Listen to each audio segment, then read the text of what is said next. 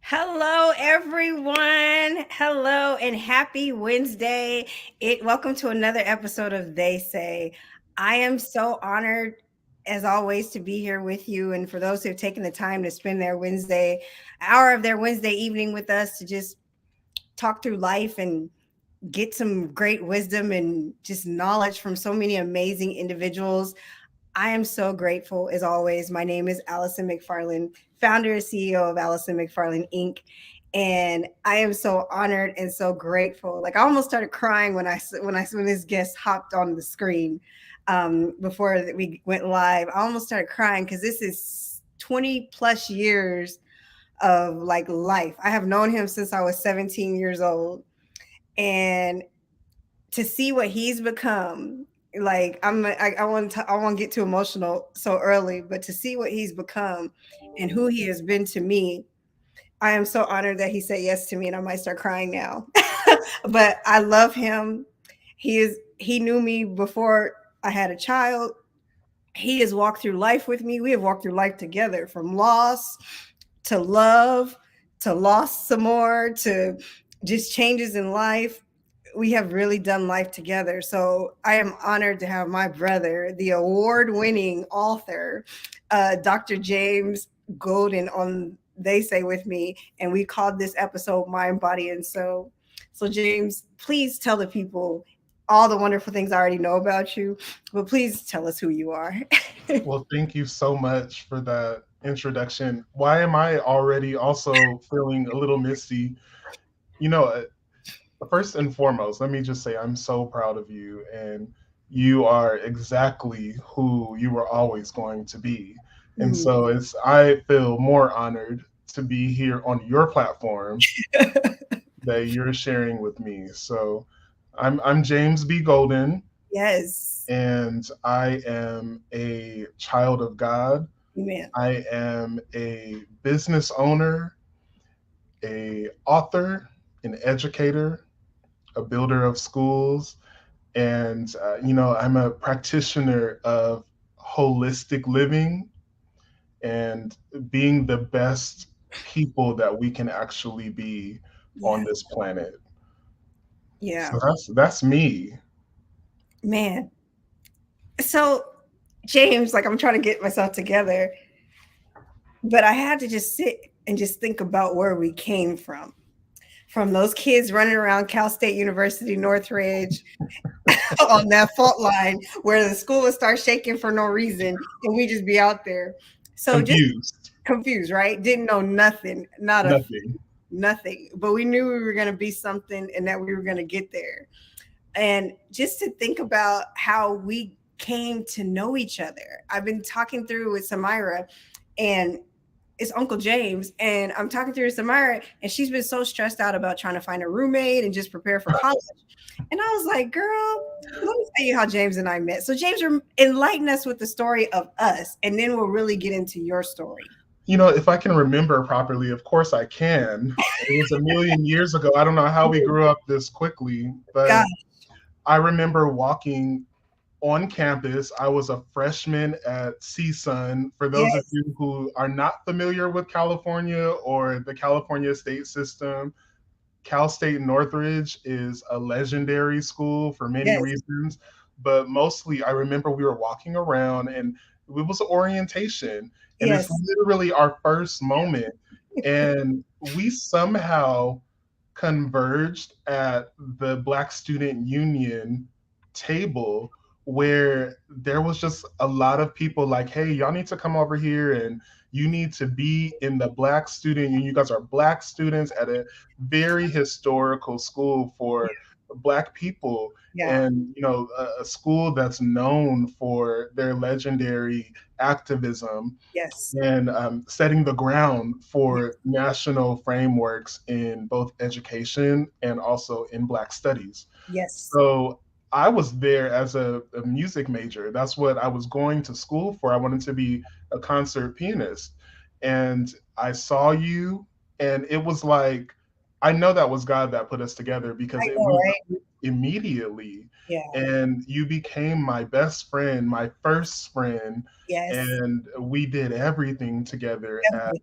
at CSUN. And so, I mean, everything from eating in that little cafe that was You did. downstairs That in the was cut, that. Oh my God, yes. all the way to being activists. So Yes. that I'll never forget the moment that I met Allison. And I will never forget the moment I met James. So he loves BB and CC Winans and Whitney and Mariah. So that was our life. We were determined to take over the world and still are.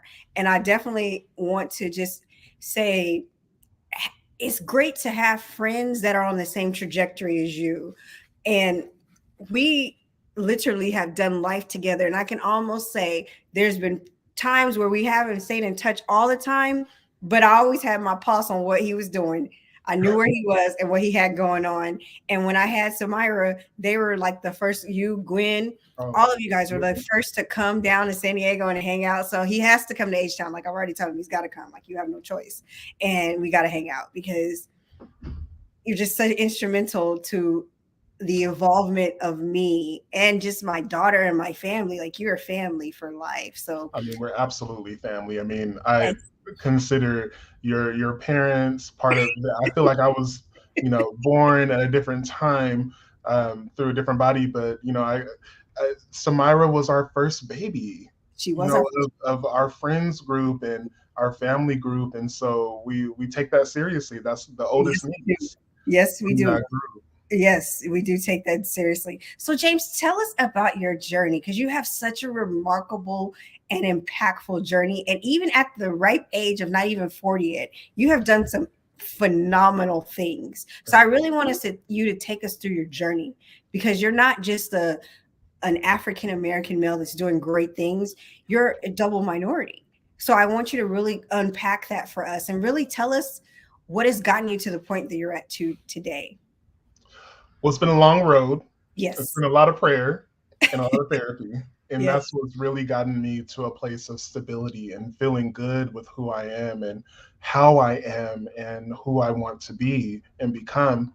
And, for me, I started in college very early, you know, young 18-year-old kid. I thought I knew everything.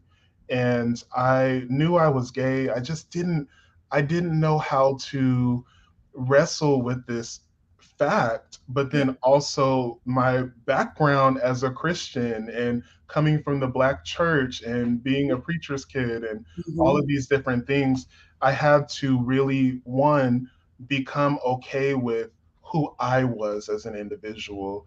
Mhm. And, that was a process that took a lot of therapy. Yeah. It went through a lot of my early adult years.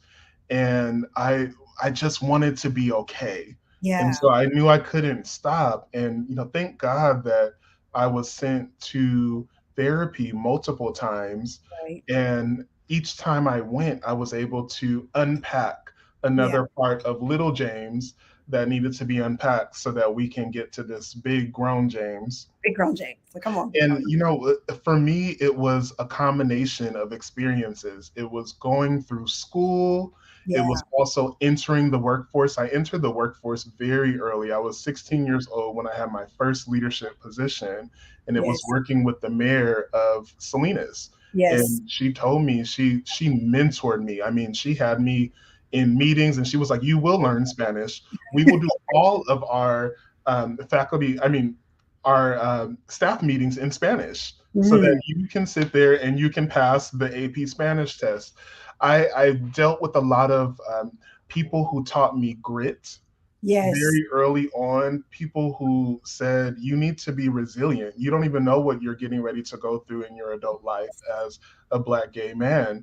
And at Mhm. that time, just even as a Black man and a dark skinned Black man in this country, they say, you don't know what you're getting ready to go through. But I did get this resilience from people who mentored me throughout my life. So starting from back in Salinas and then coming to CSUN, I did a couple degrees there, Yes, you did. and I started with music, and Yeah. I ended with Pan African Studies. I took one Black Studies class. It was a literature class with Johnny Scott. Rest his soul. That is the man that really taught me to be the writer that I am. Mm. And so I honor and I speak his name. But when he poured into me, when Karen Stanford, the Yeah. legendary Dr. Karen Stanford, who's my personal mentor, when they poured into me, I was able to feel this resilience and to call in the ancestors. So I went from that and I entered the workforce, and I've always been in school. So, that's why I have a million degrees today. It's not Yes, you because I'm do. A smart, million. it's, A million. it's Yes. because I like to be in school. But Yes. no, honestly, I went from my very first major role working with youth Yes. who had been impacted by the criminal justice system. Mhm. These are kids who are Black and brown youth in Los Angeles, and they have drug addictions, and they come from families that often are broken. A Yep. lot of them have been in gangs, some Yep. of them had sex offenses, Yeah. and it inspired me so much that I wrote the Afro Clouds and Nappy Rain Yep. based on that experience. And it just traveled on. I went and taught K through 12. I taught English, and then I ended up coming back into healthcare, which is where I'm at today. And I had the privilege and the blessing of being able to open Tarzana Treatment Centers College, TTC Yes. College, the premier school for anyone seeking to become a drug counselor, a Medi-Cal peer support specialist, etc. And so I've been able to do that, and I've had these different ventures along the way that have fed into my spirit. I went Mhm. back to music and I did a couple albums at one point, and I wanted to really take those words seriously that I heard early in my life about needing to be resilient and needing to Yeah. go where you're followed, where So you will be I followed. I want to unpack some of our CSUN days. I think that's a good place to start because I feel like CSUN made us both leaders. So we had the pleasure of I was the vice president of the Black Student Union, which probably no one would believe this at this day because of how like I'm very just, which I've always been kind of sit like real even kill. But I was the vice president of the Black Student Union, and it was James and his leadership that really kind of put me in that position of a leader. Like he saw something in me I didn't see in myself, and I saw things in him that he didn't see in himself. But the funny part was us being in this position of leadership in the Black Student Union and us really taking on these roles and not just taking them on, but we embodied them, baby. We All the didn't way. all the way. Like we were in those streets being activists. We did the protest against the police and LAPD down in LA, and then we went all the way up to Claremont, California, and were protesting for a situation that didn't even happen. But we rode But we out. were ready. We got in that little Honda and we went we went for a ride. But the thing about it is, I think it gave us a different perspective on activism, especially now in our age, our big age, and how that also has to transcend. I don't, I personally am a believer that we make more impact outside of the streets than on the streets, Mm, from my personal experience. Can you speak to that, James? yeah, activism is the root of who I am. I come from two activist parents, Yes. and parents who Valerie and James are known all over, really all over California, but particularly in the community I grew up from. I got to watch my mom be the youngest NAACP president, and I got to watch my dad be a president and a deacon and feed the homeless. And I watched my grandmother, who started at Planned Parenthood before it was an actual thing. Yep. This the stock that I come from. And so I had to be an activist because we were reading all of these people that later on we would dig into in college. And so I think that my life is activism, Yeah. and how I show up is activism. The boss that I am for my team is a form of activism. It's showing that, hey, we can take these spaces what I think is so unique and wonderful about what we experience in the BSU Yeah. is that we were empowered at a very early age to believe that our voices mattered. And it Yes. didn't matter what we were doing, whether it was marching or going to a meeting to, try to persuade people to take Black lives seriously and to value them.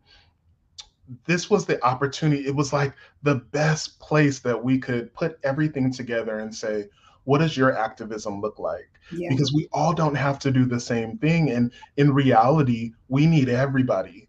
And so, Right. I'm older now. You're probably not going to find me on the streets. But the Yeah. one thing that you will see me doing, I'll write a letter.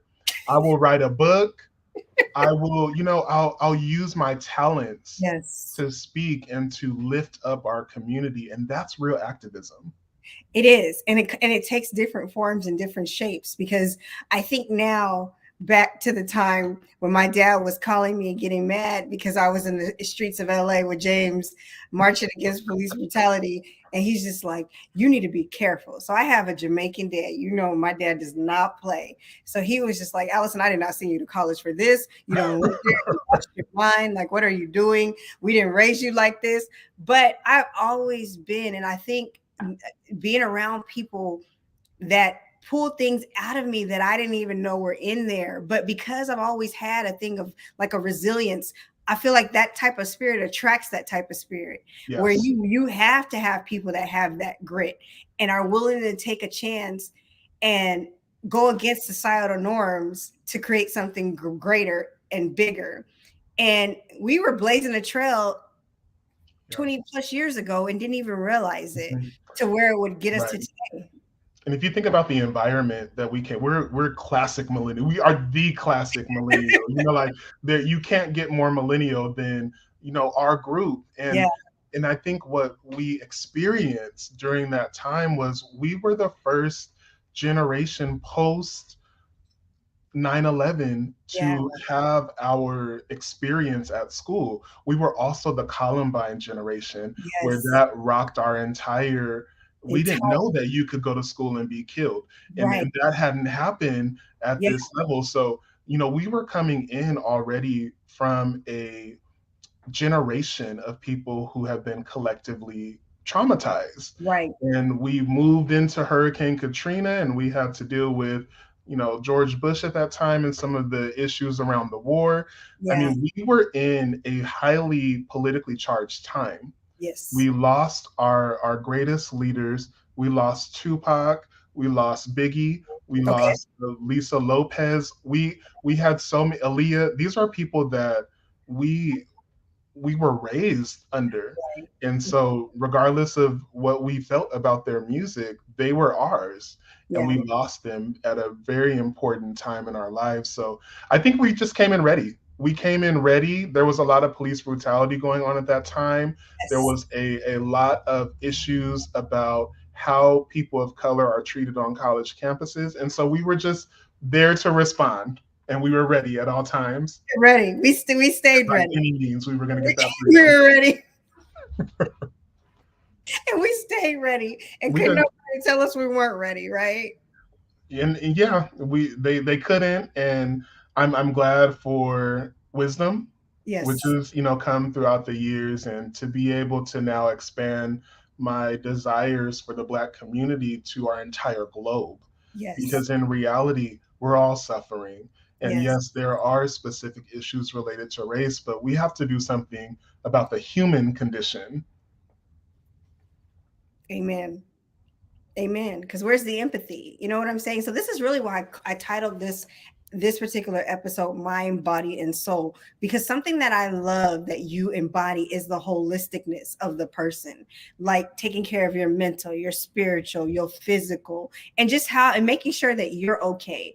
Because we've transitioned, right? So we've gone through some trauma too. Now coming out of COVID, most of our kids, like Samira, spent most of her schooling on Zoom. Right. So that her poor class, they didn't really get to experience that togetherness and being together because they were on Zoom a lot, and then they were not being able to go outside and be with their friends. So now they're back outside, but I still feel like they've missed so much of that socialization that is so necessary, because I feel like it's just made them kind of just want to skip on to the next thing. Like they're just over it. They're like, just let's what's next. Yeah, we are at a critical time Yes. in the human evolution. Yeah. And I think what COVID has taught us is that we have not experienced everything and we don't know everything. We were dealing with a aggressive and intrusive pandemic Yes. that changed the course of our lives. I was opening a school when the shutdowns happened. Okay. And so 2020 was my launch year for my college. And unfortunately, we had to go completely from in person instruction as a model before we even opened our doors to very quickly, we had to turn our entire school into an online academy Mm. because of the shutdown. And so, I think that it taught me this resilience. It taught me this idea of being adaptable, Yes. and being able to meet people and the community where we're actually at in the moment. You said a mouthful right there. So, what does it mean to you to meet the community where we're at in the moment? What does that look like, and what does that mean to you? I think a lot of times human beings, and in particular in America, we get focused and sidetracked on the wrong things. Yeah. And so we're fighting a lot of fights that may not be the most important in that moment, in the Mm. sense of total and collective freedom, total and collective safety. And so when I think about this community, when I think about the resilience that it takes to look deeply into the communities that you're serving, the Yeah. communities that you live in, it means you have to know the people. It means you have to be willing to go to the places where other people won't go. Right. I'm in California, I'm in Los Angeles. We Yes. are the hub of a homeless crisis Yes. in a country that is the wealth that is in this city alone because of Hollywood Yeah. is astronomical. And so it cuts the community at different layers when you can walk outside of your home, your 4-bedroom home, and you see a family in a tent in a city that has this much money. Mm-hmm. This is what I mean by understanding the people that are here. We live in a country where previously there were tribes that own this land Mm-hmm. and that are still existing today. And yet they go unseen and unrecognized. And I think what we have to do is open our eyelids and we have to be willing to go to the places where people will not go. I'm willing to go to Skid Row. I Yeah. am willing to go and put on my tennis shoes and go to the hood. I Yeah. am willing to go service our brothers and sisters who are in jail and prison out here. Mm-hmm. Everybody that's here is a part of this collective community. And that's what we need to focus on, not just focusing on a piece of the community. We need to figure out what's happening for our Indigenous brothers and sisters, for our migrant brothers and sisters, what's going on within the LGBTQ plus community, what's Mm-hmm. happening for Black women when it comes to maternal health care. These are the critical issues. This is how we're going to be able to reverse homelessness. It's Yeah. possible. It I is think possible to end yes. racism and it is possible to end homelessness. These aren't myths. These aren't just things that we study. These are just broken systems that have to be healed. And Yeah. it's our generation now. Yeah. So, I mean, if anybody's going to do it, it's going to be us. It's going to Right. be Samira's generation. So that's where I'm at with the community. Well, come on, honey. I'm here with it, and I'm here with you, because to me, and I think that speaks to who we are. And this is why I say, like, 20 plus years of friendship, because our foundation is very similar. Like, I breathe we breathe the community. You understand what I'm saying? Like I feel like you need a community to wrap around and really get what you need to get done. We're Yes. broken ecosystems, having little ecosystems everywhere, everybody having their own thing. What imagine if we understood the importance of coming together as a collective and just really amplified the mission and the vision collectively. And I want to really just kind of hone in on something that we didn't even, because me and you could sit here and we can really go into this All activist, day. because I feel it. I feel it coming in where I'm about to like, let's go let's put our feet to the plow, let's go. But I want to really highlight some things that you have been able to accomplish, James, because you are such a trailblazer and such a forerunner. I Thank remember when you won the NAACP Image Award. And I remember I told my mom, we were in the house screaming and crying. It was a big deal for us because the thing is, we all won. When you went on that stage, we were all on the stage with you. So just talk to us about that moment because you have been a magnificent writer as long as I've known you. thank you. And just so artistic. So just being able to translate that into such a phenomenal and such a big award that people and you did this like before you, I think I swear you did this before you were 25 if I remember correctly. Yeah. Yeah, you did it really early. It was really early because I'm old now. Ah, But when I think about the Image Awards time, it's one of the highlights of my entire life. And not because of the award, but because of what it represents. The yeah. NAACP Image Awards in the Black community, that's our Oscars. Hmm. That's our Grammys. That is our Pulitzer Prize in my case.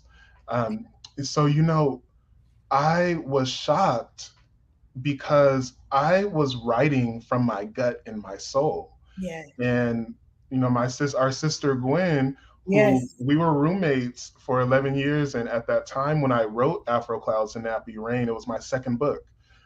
It was so scary to me, Allison, that I took the entire manuscript, I stuffed it underneath my mattress, and it lived there for an entire year until Gwen said to me, "You need to release this book."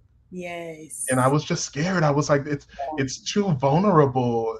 People are gonna think I'm some very depressed and just very upset person. But in reality, it's exactly what people needed to hear at that time. Right. And so, I had the moment of remembering. I remember watching the nominations, and they announced the nominations on TV. I think it was Vanessa Williams and Yeah. Natalie Cole, rest in peace. And I remember watching, and I just wanted to, I always want to see, what did Beyonce get this time? Are they going to honor Whitney? Um, and they got to the section on literature, and sure enough, I heard my name, and I was very confused. I called my mom and dad, and I was like, "Wait, Am I actually nominated for this award?" What made it, and that was it. That's all I needed. I didn't need to win. I didn't need anything else. That nomination was critical in my career. But Hmm. what was so scary for me is that I went to all of these events, and I'm sitting there with nominees who I grew up reading, listening to, and watching on TV. Hmm. And I felt affirmed. I looked around and I'm like, there's Loretta Devine, there's Alfre Woodard. Yeah. Kiki Palmer was just getting started out. She was all of our girl at that time. We had this bond as Black artists that I didn't feel rejected. I didn't feel like the new kid on the block. Yeah. They treated me just like they would treat Louis Gossett. And Okay. that is what I love about us, Okay. is that when it comes to your own, the Image Awards wrapped around us. What the hard thing about the Image Award for me was Whitney Houston literally died the week before the Image Awards. Yeah. And at that time, I was a writer, and I was writing articles for Vibe and Clutch and The Root and all these different magazines.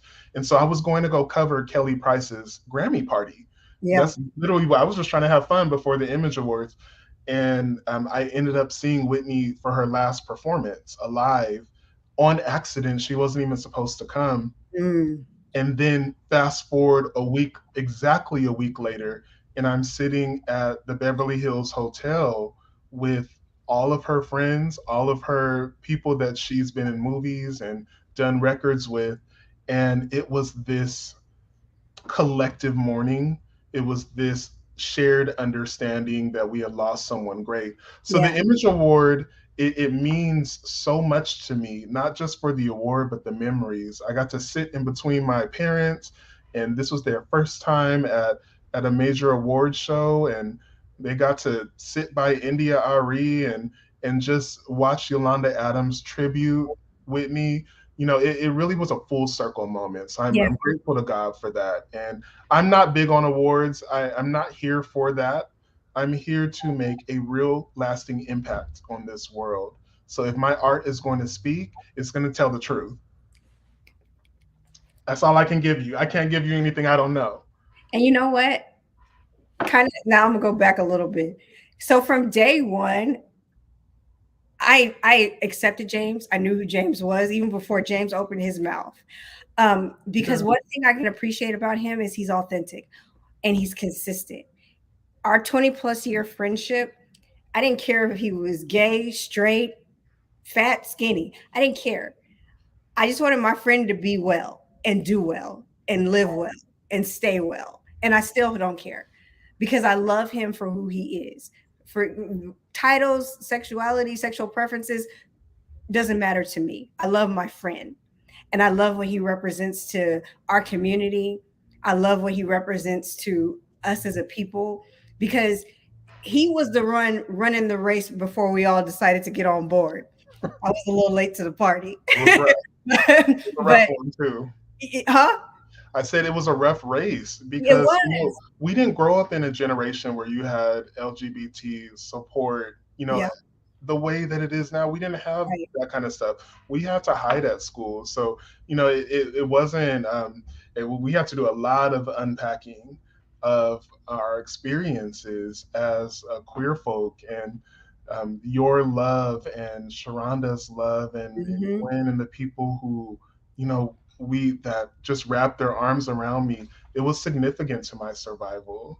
Aw. It really was. And to the point where when I went through two different points in my life where I was suicidal, Mhm. and one of them was specifically about my sexuality when I was in college. And I remember Ariel came over, and I've written about this, but Ariel came over and she didn't know that that was the day that I was planning to kill myself. And Mm. so, she literally saved my life. You know, our presence is deeper than we realize. That's heavy. It is. It's That's much heavy. deeper. We are saving each other. Amen. And I just believe that God puts people in your path at the right place and at the right time because I just think about where you're at today. Like you're not, and I know you don't care about accolades, but let's just kind of unpack some of them. So you went to CSUN, then you got your master's, then you weren't done. You had to go to more school. So now we have Dr. James Bigoda, and then we're not finished. Now we're at Harvard. So I'm just like, dude, what else are you gonna do? Like, it's amazing to me because James, you represent a statistic and everybody saying you can't do it and you have continuously proven them wrong and not just on a macro level but on a huge level like you have continued to show us that no matter what it looks like no matter what they say you can Yes, still be resilient you can still bounce back even after having suicidal thoughts that's not your end so it was just actually my beginning. come on now. Our pain can really usher in a different perspective on how we live. And I took whenever I do a talk or I'm talking to my students or my staff, I'm very vulnerable about who I am and what it took to get here.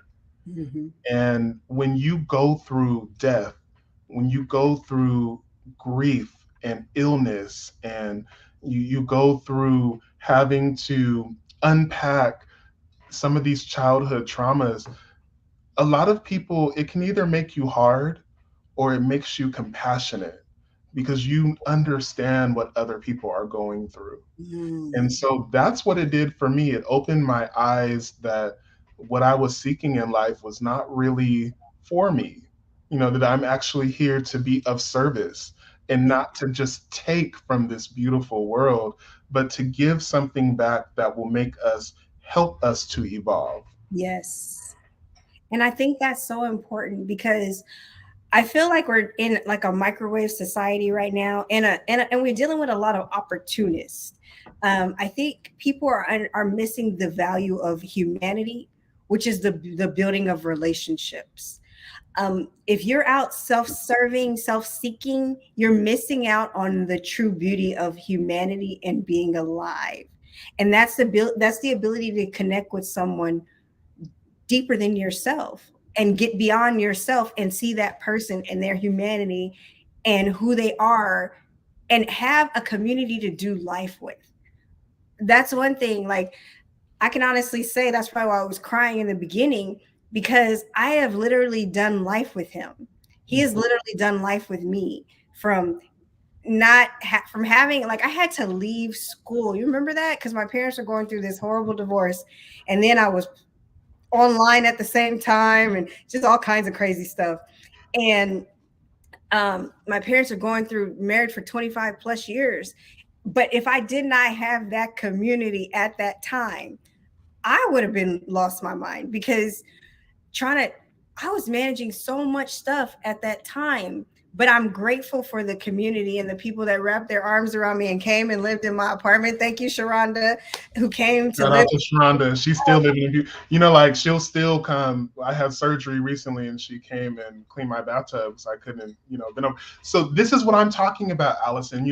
It doesn't go away. It Right. really does not. Your parents, when you were going through that divorce, we were going through it too, because we Yes. also simultaneously love your parents, both of Yes. them. And so, Yes. yes, like those hurts we also took on, and that when you talk about the whole person, that is what we're talking about. Yeah. It's seeing Allison is not just who she represents in our life, what she can do for us, or the fact that she's our friend. It's seeing every part of her and being there, even when you need somebody to sit by your door to make sure somebody doesn't break it down. And that's all I'm going to say about that.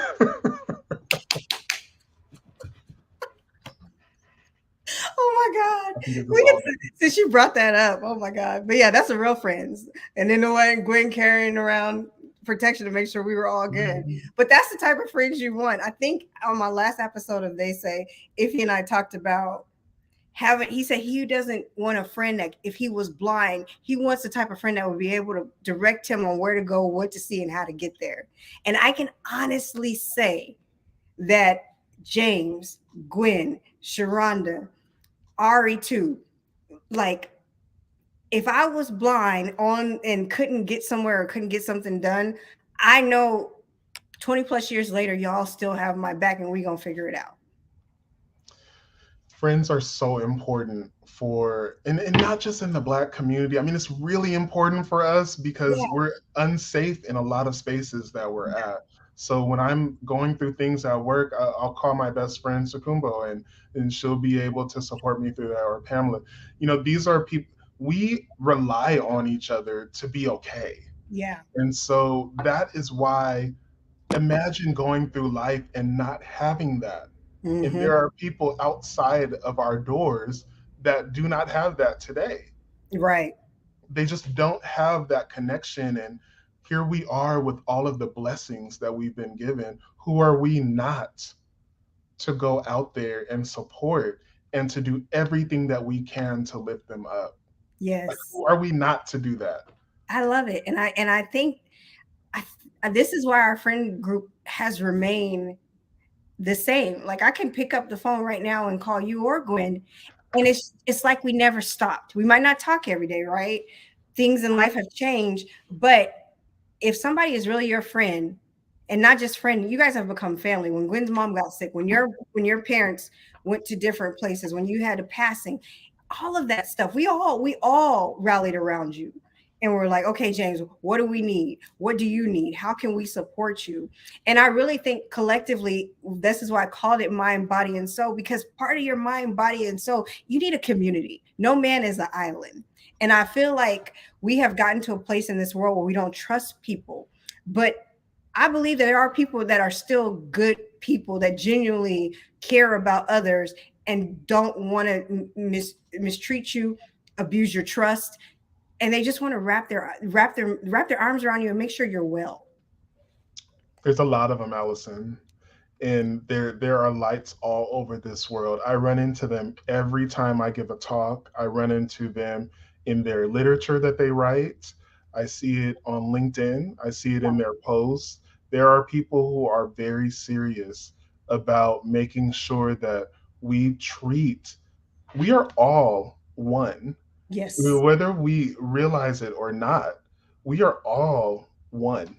We are Yeah. one thing. So when one of us hurts, we all hurt, whether we realize that or not. And so the way that you can make this world better is to care about the person next to you and the person that you don't know. And when you drive up to that, I was at Del Taco the other day and I asked me why I'm supposed to be on a diet. Yes. But Taco. I was out. I had to get the egg and cheese burrito, and there was somebody out there who my heart. I felt like I was in their shoes, Hmm. having a mental health crisis, having um, clear issues on that day, and all they wanted was a couple tacos. Yeah. And while that to me is like, okay, here's a couple dollars out of my change drawer, that for that person was more than just feeding the hunger. Yeah. It was feeding the soul of, hey, Yeah. I'm seen by someone, even if it's just quickly through a drive-through. This is what we have the opportunity to do, is to look at people holistically Yeah. and to not judge them, but to say, I have empathy. Imagine what it took for you to get here. Not just get there, but stay there. So now you're in this. Gosh, this is like a whole. I'm just grateful that you said yes, because I think growing out my platform to be able to have these type of intentional conversations, because I want people to see it's happening. What you see on the news is not the reality everywhere. That there's other places where people are learning how to thrive and are still having thriving relationships years later. And it's not all negative, and there's some great things that do come. And just really, I think what I really want you to hone in on, James, is I think you've done such an amazing job with this, is really turning those failures and those disappointments into something greater, and allowing, and not just sitting in it. So speak to that, because you have dealt with a lover being murdered, which was so sad, so sad. But you hunkered down, and I just came out on the other side. Allison, I've lost a lot of people in my life, and I went back. I'm writing a book about it right now, but I went back and counted from childhood up, and there were 38 significant losses. Wow. Personal losses to me, and starting with my favorite aunt, who died when I was 8 years old, and so for me, losing Terrence, who was my how you have that person. Hmm. We were each other's person, and for a very long time, 13 years. Wow. And he was violently murdered while we were not talking, because you know how it is when you have the off and ons, and we were in an off period.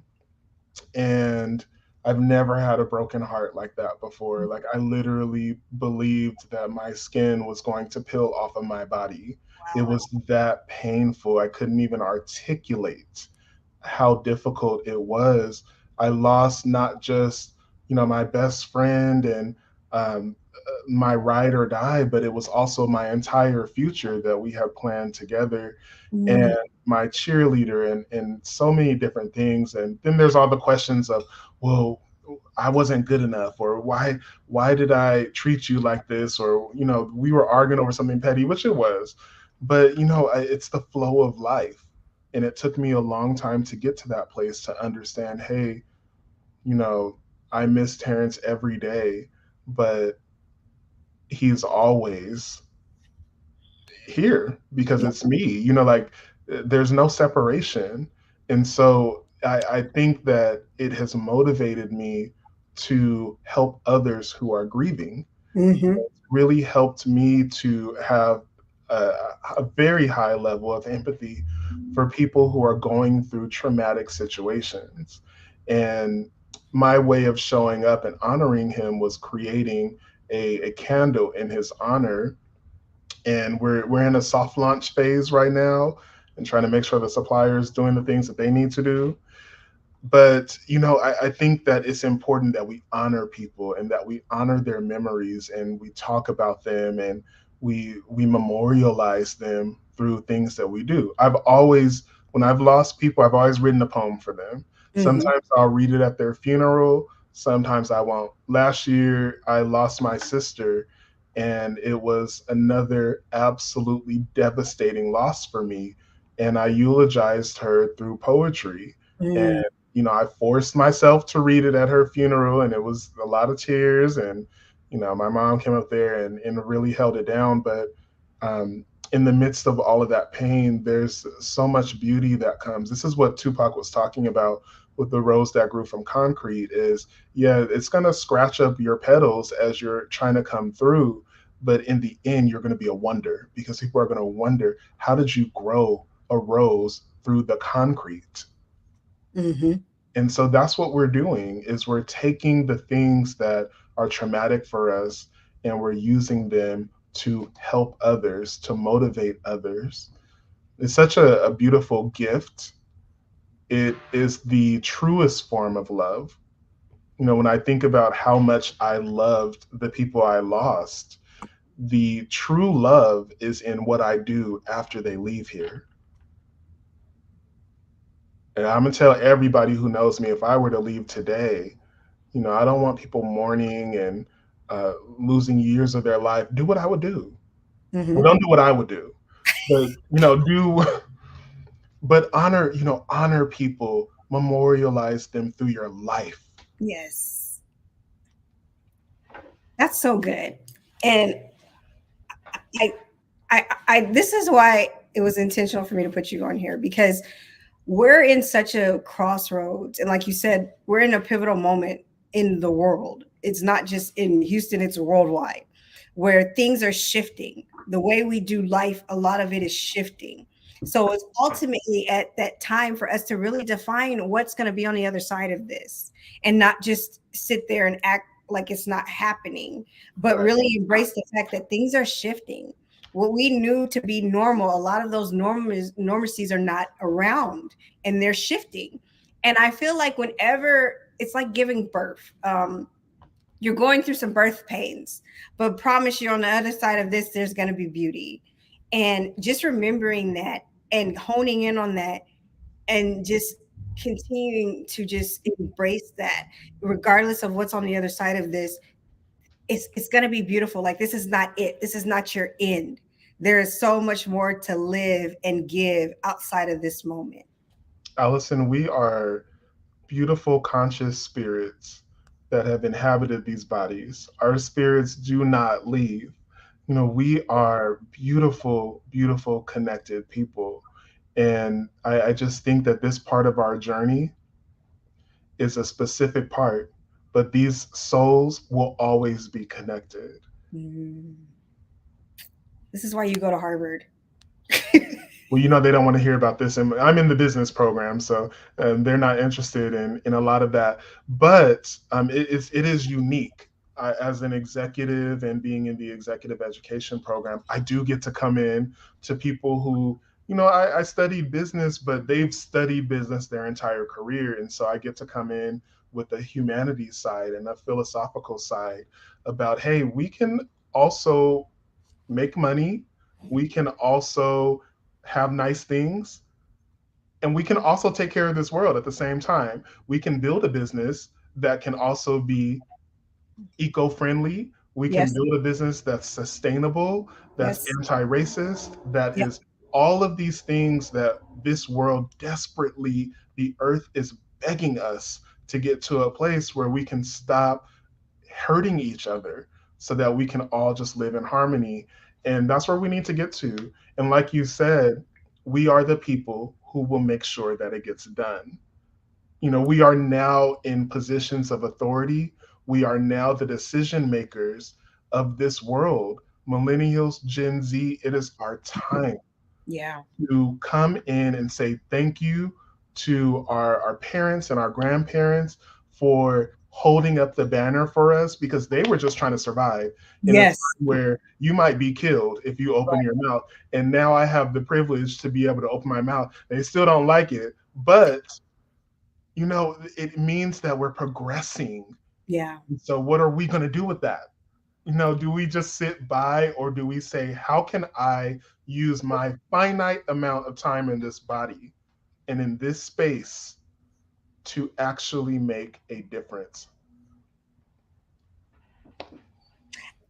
I love that, because I was telling someone earlier today that if it's hard for Samira and her generation and the generations to come after her, we didn't do a good job. I feel like every generation should make it easier on the next. And I often feel like people feel like you have to have a struggle story. And Mm, I just, in my mind, I just believe that you don't have to struggle. You don't have to struggle. That if we do it right, James, if we do it right, if we love each other, we go forth, we do what's right, we take care of each other, we open doors for somebody outside of ourselves, yes. that this next generation will be even better off than us. And they'll definitely be better off, and everybody's going to struggle. It's the human condition. We have to struggle to grow. Yeah. But the exciting thing is that we get to make some changes based off of our experience. And the Yeah. thing is that Samira's generation, they have much deeper issues than we had. We didn't grow up with cell phones. Well, I didn't get my first cell phone until I was, in high school. Yeah. And my brother didn't have a cell phone till after he graduated high school. But like, that we don't have to take on the same fights that they Yeah. have today with technology and their data. These aren't things that we grew up with, but we are teaching them how to evolve, how to challenge systems that are oppressive. We are teaching them how to take everything that they can and make the best of what's possible. And if we as generations all have the same idea that, hey, we're going to make it so that the ones who come after us are better. The reason that you and I are able to sit on this podcast is literally because of our parents and our grandparents Yeah. and what they had to go through at a lot of these American companies and a lot of these worldwide companies, so that we can sit here and have a voice. Yes. And so anytime that I feel like I'm not going to speak, whether it's at work or it's in the boardroom or in the community, I have a responsibility.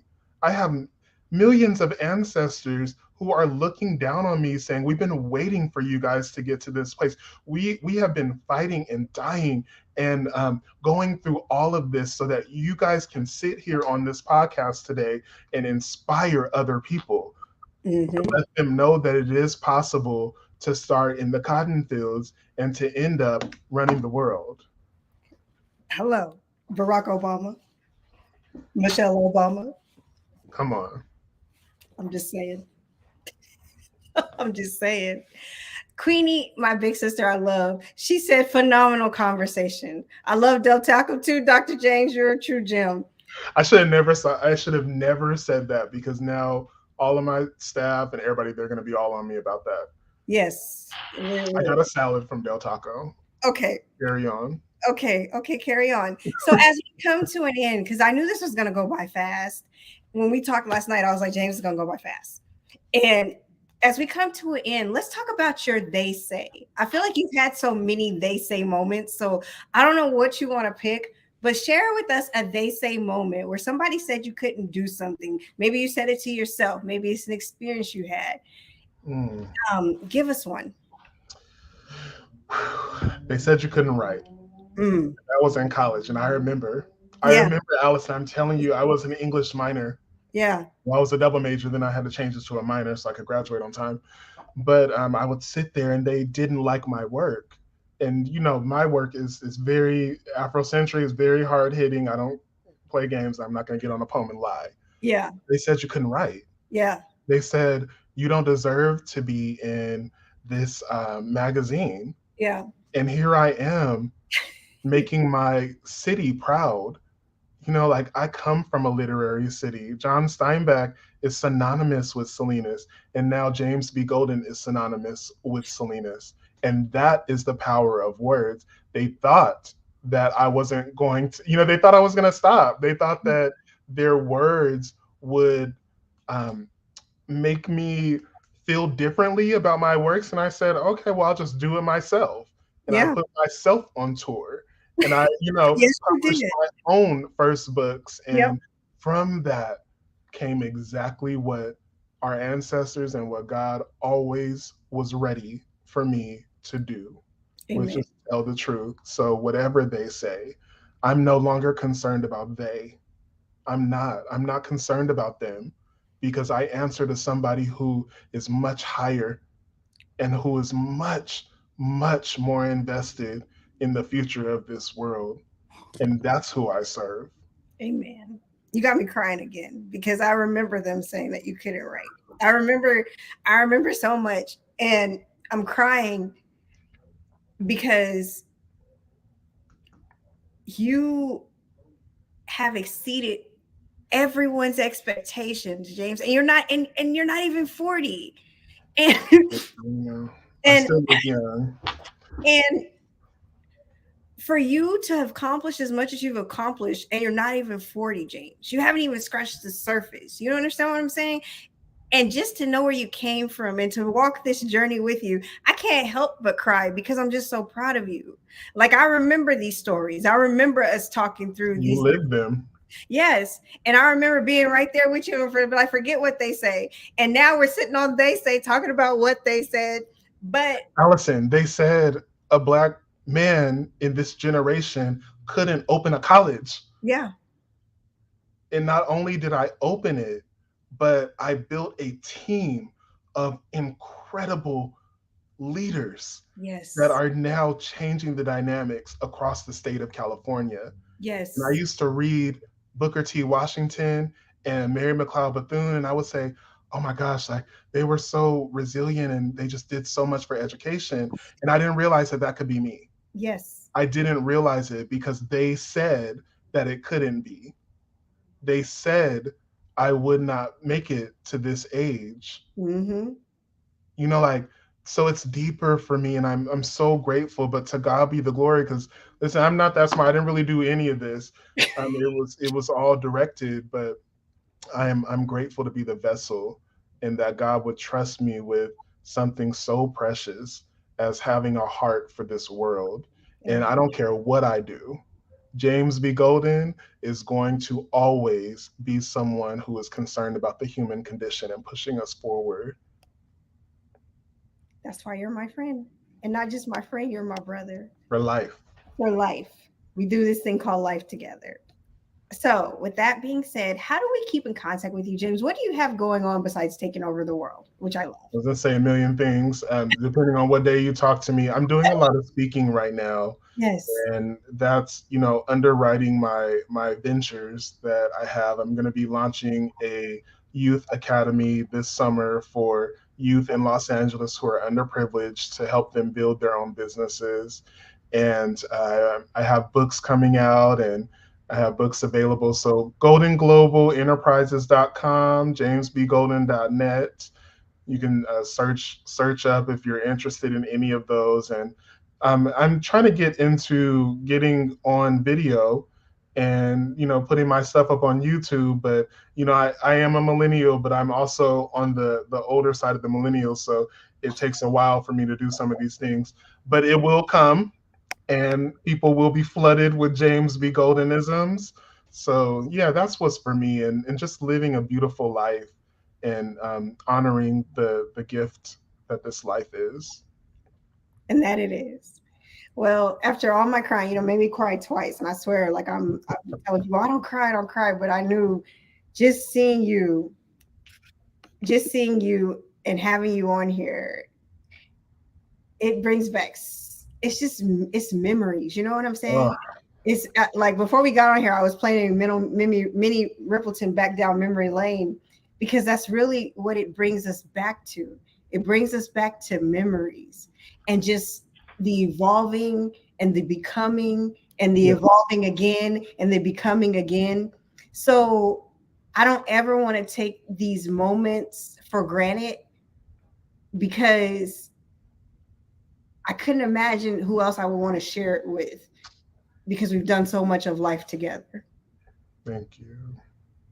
I feel exactly the same way, Allison. And, you know, time's not linear. Yeah. We are connected forever. And Yes. that's what you're experiencing. You know, we're these souls that are just walking this journey together, and we're right here and right now. Yeah. And that is what matters. It's the only thing that matters right now is sitting here and talking to you. So I'm so proud of you, Allison, and I'm so grateful of the woman, the mother that you are, the incredible leader. You know, you got to help me get my brand together because, I you got know, I'm you. still a little old school, but I can speak though. You know, I can definitely, anytime you No. need me to speak, I can speak or write, but I'm trying to get my brand and everything together. It's not good enough to just be handsome. You know, Yes. you have to also, you know, match and do different things. So I love you so much, and I I'm love so you so much. grateful for who you are and who God is allowing you to be in our lives. And I'm even more grateful for you. So with that being said, I want to end with Queenie's message. What a beautiful human being. I wish there were more people like Dr. James Golden. So Queenie is actually in LA, so I might need to connect you guys. Connect us. I would love Yes, that. because We she don't. is. I don't know if we need any more James B. Goldens, but you know, one is probably too much for this earth. No, we But need the I one. We need the appreciate one. it. No, you're as awesome as she said you are. But I just want to thank everyone that joined They Say this week. This was such a personal and intimate conversation that I felt was necessary because we all do need healing in our mind, body, and soul. And to be able to have these conversations with people that I have done life with for 20 plus years, it's an honor to me. And I'm grateful for the friends that I have and that they have truly become family. So, James, thank you. I love your mom. I love your dad. I love your family. I'm excited. You're like a rocket. This is only the beginning. I see greater in your future, greater than anything that you've experienced before. So I'm honored you took a stop here, but I know it's only straight up for you from here. Thank you. Blessings. Yes. Love you, my brother. Love you back. Always. Oh my God, yes. So that is the end of this week's They Say. I am so excited that we were able to have this conversation, very intentional. And I will be back next Wednesday with another dynamic guest. And we will just continue to keep this train rolling. So you guys have a great evening. And one thing, like I always say, I value people's time. So for those who took the time to be on here with James and I, we are truly grateful and we are thankful because you could do anything you want with your hour. So we appreciate that. And have a great evening. And I'll see you next week. Bye.